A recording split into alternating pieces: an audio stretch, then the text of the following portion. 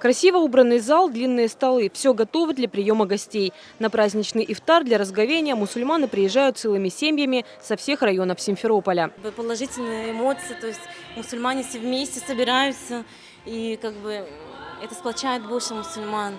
Ифтар – это разговение, и это объединяет мусульман, так как мусульмане сплочаются на соблюдение повеления Создателя.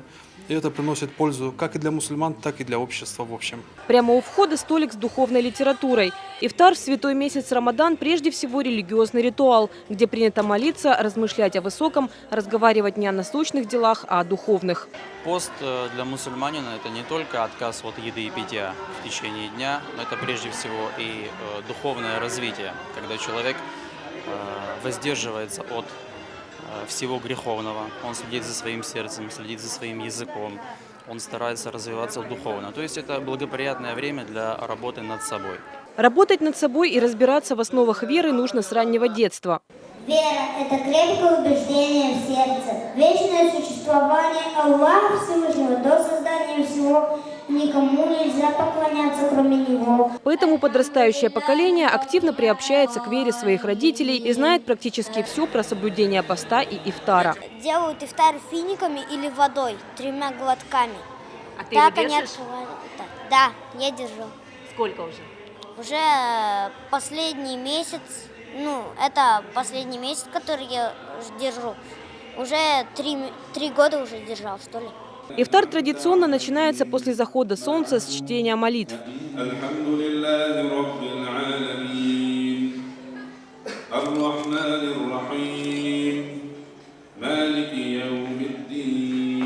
После разговения финиками или водой все спешат на вечерний намаз. Подобные мероприятия Духовный центр мусульман Крыма проводит во всех крымских городах. Следующий после Симферополя – Алушта. Мы вообще уже провели свыше 10 ифтаров, даже, наверное, больше.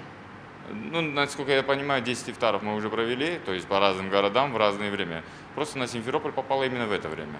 А так это на протяжении всего месяца в каждом регионе Крыма мы проводим ифтар. На торжественную вечернюю трапезу ифтар принято собираться вместе, угощать близких, друзей и тех, кто нуждается. Считается, что гости, пришедшие на ифтар, принесут благословение Аллаха. Дорогие мусульмане, соотечественники нашего полуострова, поздравляю всех с месяцем Рамадан.